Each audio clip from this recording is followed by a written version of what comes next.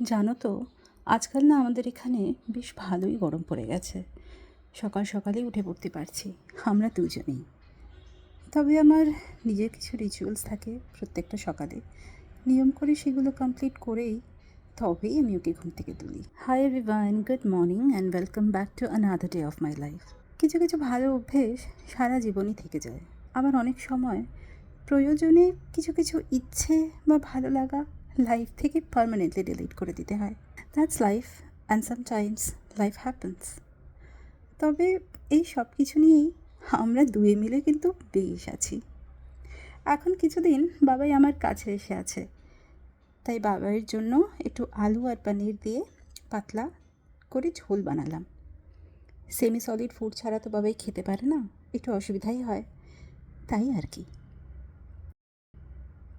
আজ তাহলে এই পর্যন্তই। পরের একটা মিনি ব্লগে তোমাদের সাথে আমার আবার দেখা হবে। বাই।